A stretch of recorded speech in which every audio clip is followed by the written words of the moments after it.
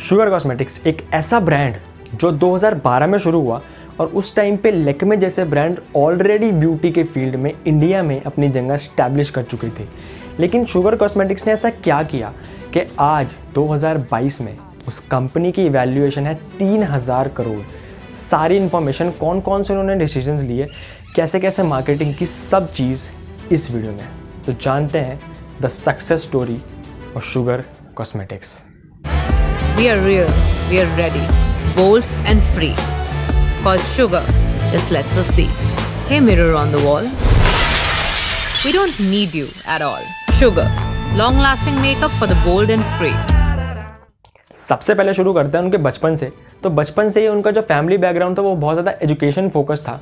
उनके जो पेरेंट्स थे वो दोनों PhD डॉक्टर्स थे और वो अपने पापा से पर्टिकुलरली बहुत ज़्यादा इंस्पायर्ड थी, क्योंकि उनके जो डैड थे, उनके जो फादर थे, वो मोस्ट ऑफ हिज टाइम अपनी लैब में एम्स में बिताते थे और प्रोटीन के ऊपर रिसर्च करते थे। तो बहुत ज़्यादा हार्ड वर्किंग थे। तो ये देख के वो बहुत ज़्यादा इंस्पायर्ड थी कि मुझे भी लाइफ में कुछ ऐसा करना है जो इंडिया में नहीं पूरे वर्ल्ड में जाना जाए। उनका सबसे पहला एक बिजनेस एक्सपीरियंस शुरू होता है 10 साल की एज में। 10 साल के जब वो थे, विनीता सिंह, वो अपने बेस्ट फ्रेंड के साथ मिलकर एक मैगज़ीन बनाती है और उनको घर घर जाकर बेचने की कोशिश करती है। लेकिन उस टाइम पे उन्हें एक बहुत बड़ा लेसन मिलता है कि वैल्यू फॉर मनी क्या है, क्योंकि उनकी एक भी मैगज़ीन नहीं गई और उनका सिर्फ रेट था 3 रुपये पर मैगज़ीन। तो उनको वहाँ पे समझ में आने लगा कि इंडियन मार्केट से 1 रुपये निकलवाना भी बहुत ज़्यादा मुश्किल है।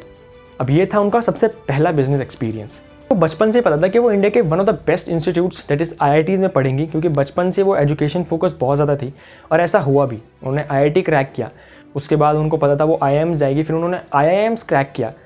वहाँ पर वो बहुत ज़्यादा स्पोर्ट्स में इंटरेस्टेड थी, वो बहुत स्पोर्ट्स खेलती थी, लेकिन वो सिर्फ वही स्पोर्ट्स खेलती थी जिनमें उनको पता था कि वो बहुत आगे जा सकती है। तो उन्होंने एक बार बैठ के ये सोचा कि मैं सिर्फ वही काम करती हूँ जिसमें मुझे कॉन्फिडेंस हो। मैं कुछ नया ट्राई करने से या फिर फेलियर से बहुत ज़्यादा डरती हूँ। तो वहाँ से उन्हें एक नई इंसाइट मिली और उनको समझ में आने लगा यार कि कुछ नया करना पड़ेगा लाइफ में ऊपर जाने के लिए। लेकिन उससे पहले IIMs में उन्होंने जॉब के लिए अप्लाई किया एक इन्वेस्टमेंट बैंकिंग में, उनको 1 CR का पैकेज भी मिला। लेकिन जब वो IITs में थी तो वो बहुत ज़्यादा बुक्स पढ़ती थी बिजनेस रिलेटेड और भी कैटेगरीज की बुक्स पढ़ती थी। तो वहाँ से उन्हें कुछ इंसाइट्स मिली थी कि मैं एक दिन बिज़नेस करूँगी और अपना एक ब्रांड शुरू करूँगी। तो उनको कुछ नया करना था और यहाँ से शुरुआत होती है उनकी एक्चुअल बिजनेस में आने की। तो 23 साल की उम्र में एक नई विमेंस लॉन्जरी ब्रांड स्टार्ट किया और अपने 1 CR का पैकेज छोड़ा।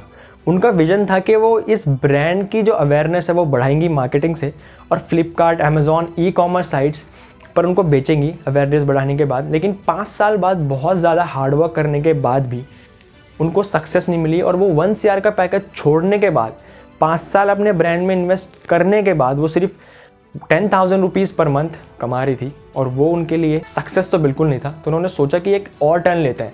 अब जो पहले फेलियर्स से या फिर कुछ नया ट्राई करने से बहुत ज़्यादा डरती थी, अब वो नया ट्राई करने के लिए बहुत ज़्यादा एक्साइटेड होने लगी।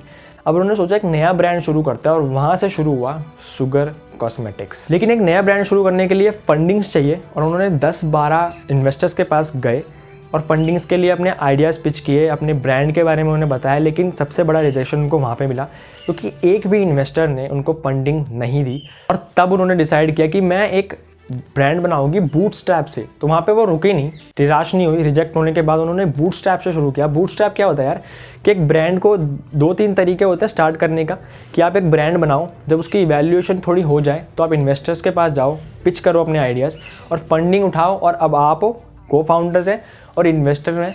अब सब ब्रांड की इक्विटी कुछ कुछ होल्ड करते हैं। लेकिन बूटस्ट्रैप में क्या होता है, आप और आपके को फाउंडर हो, जो भी इन्वेस्टमेंट लगानी है आप खुद लगाओगे, स्टार्टिंग इनिशियल इन्वेस्टमेंट्स, और कोई भी इन्वेस्टर नहीं होता। आप बेसिक से शुरू करके उसको एक लेवल तक लेके जाते हो। तो अब साल था 2012 और शुगर कॉस्मेटिक्स लॉन्च हुई। 2012 से लेके 2015 और 16 तक उनको कुछ खास ग्रोथ नहीं दिखी। वो सिर्फ मार्केट को एनालाइज कर रहे थे, समझ रहे थे कि लोगों के नीड कहाँ है, और वहाँ पे विनीता को दिखता है एक बहुत बड़ा मार्केट गैप।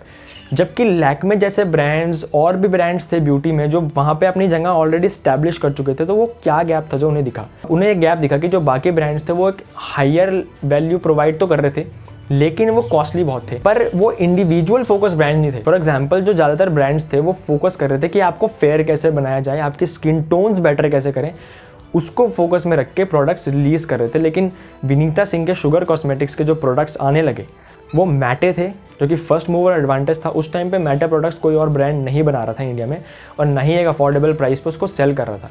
तो उनकी यूएसपी रही है affordable products at best quality, और यही गैप देखा उन्होंने और इसको फुलफिल किया और बनाए प्रोडक्ट्स जो कि इंडिविजुअल की जो स्किन टोन्स हैं उसको सूट करे। किसी को फेयर नहीं बनाना है यहाँ पे, ये आइडिया बिल्कुल नहीं है।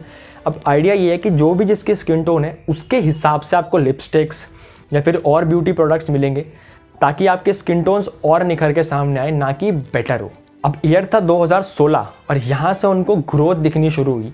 अब 2016 में क्या हुआ कि नायका इंडिया में आई, और सबसे पहले शुगर कॉस्मेटिक्स को जब ये पता चला तो उन्होंने इमीडिएटली अपने आप को नायका पे रजिस्टर किया, और वहाँ से there was no looking back for Sugar cosmetics.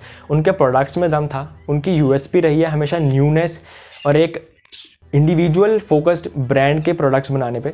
ये सारी यूएसपीज जब लगी और नायका पे रजिस्टर किया, नायका पे ट्रैफिक था, उनके प्रोडक्ट्स में दम था, इंडिविजुअल को नीड्स थी, एक पूरी चेन बनी, और वहाँ से स्टार्ट हुआ शुगर कॉस्मेटिक्स का एक्चुअल ग्रोथ। और 2016 में जब वो नायका पे आए तो उनका 80% रेवेन्यू नायका से ही आने लगा, यानी कि उनका एक मेजॉरिटी हिस्सा रेवेन्यू का नायका से आने लगा। लेकिन उनको एक और बहुत बड़ी प्रॉब्लम फेस होती थी, क्योंकि इंडियन मार्केट में लोग ऑनलाइन ब्यूटी प्रोडक्ट उस टाइम पे खरीदना प्रिफर नहीं करते थे। तो उन्होंने क्या किया कि ऑफलाइन आउटलेट्स बनाने शुरू किए, और आज उनके 2500 से ज़्यादा आउटलेट्स हैं इन ओवर 130 सिटीज़। उसके बाद विनीता सिंह और उनके को फाउंडर मिस्टर कौशिक मुखर्जी ने मार्केटिंग शुरू की, इंस्टाग्राम, फेसबुक, सारे जगह अपनी मार्केटिंग की, उस ब्रांड को ग्लोबल ले जाने के लिए सोचा।